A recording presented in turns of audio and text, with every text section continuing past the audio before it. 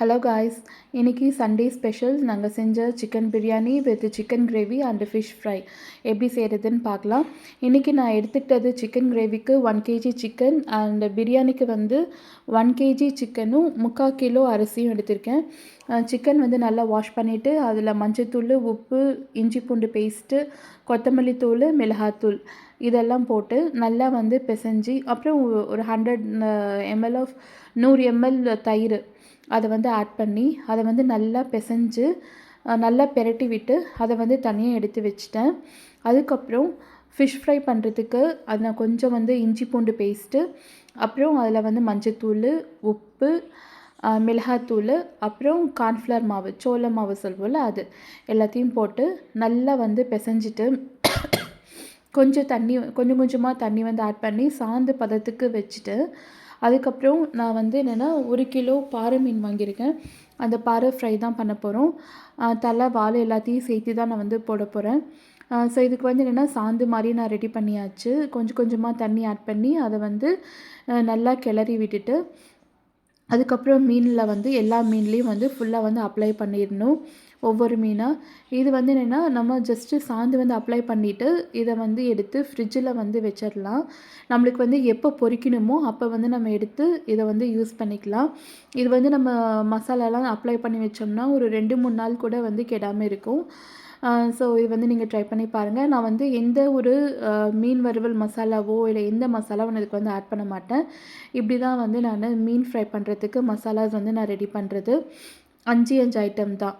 Okay, தென் அதுக்கப்புறம் இப்போ பிரியாணி செய்யலாம் வாங்க. ஒரு பாத்திரத்தில் நல்ல அடிகனமான பாத்திரத்தில் நல்லா பாத்திரம் சூடானதுக்கப்புறம் எண்ணெய் ஊற்றுறேன். ஆயில் ஊற்றிட்டு அந்த ஆயில் நல்லா காய்ச்சதுக்கப்புறம் 2 பட்டை, அன்னாச்சி பூ, அப்புறம் ஒரு 4-5 ஏலக்காய், அப்புறம் இது லவங்கம், சோம்பு, அதுக்கப்புறம் கடற்பாசி, அதுக்கப்புறம் ஒரு 7-8 பச்சை மிளகாய் இதெல்லாம் போட்டுட்டு, ஒரு 6 வெங்காயம் நல்லா நீளமாக கட் பண்ணி வச்சுருக்கேன், அதையும் எடுத்து போட்டு அதை நல்லா ஒரு பெரட்டி விட்டுருவோம். பெரட்டி விட்டுட்டு இந்த மீன் கேப் நம்ம இஞ்சி பூண்டு பேஸ்ட் ரெடி ஃபஸ்ட்டே எல்லாத்தையும் ரெடி பண்ணி வச்சாச்சு நான்.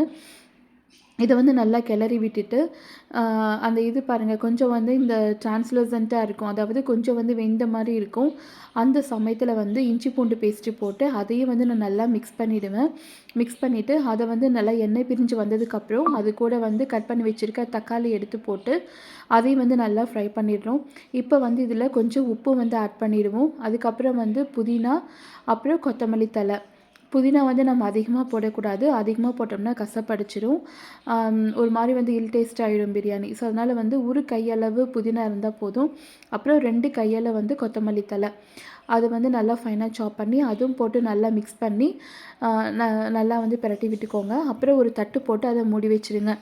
அப்புறம் இன்னொரு மிக்சியில் அந்த இஞ்சி பூண்டு பேஸ்ட்டு, கொஞ்சம் பட்டை, கொஞ்சம் சோம்பு, லவங்கம், ஏலக்காய், அப்புறம் 2-3 வெங்காயம், இது சிக்கன் கிரேவிக்கு அது நான் மிக்சியில் அரைச்சாச்சு. அதுக்கப்புறம் ஒரு பாத்திரத்தில் எண்ணெயை ஊற்றி நம்ம அரைச்சி வச்சுருக்கோம்ல விழுது, அதை எடுத்து போட்டு நல்லா கொஞ்சம் கறிகாப்பில் ஒரு 2-3 குச்சி பிடி கறிகாப்பில் அதில் போட்டு நல்லா கிளறி விட்டுறணும்.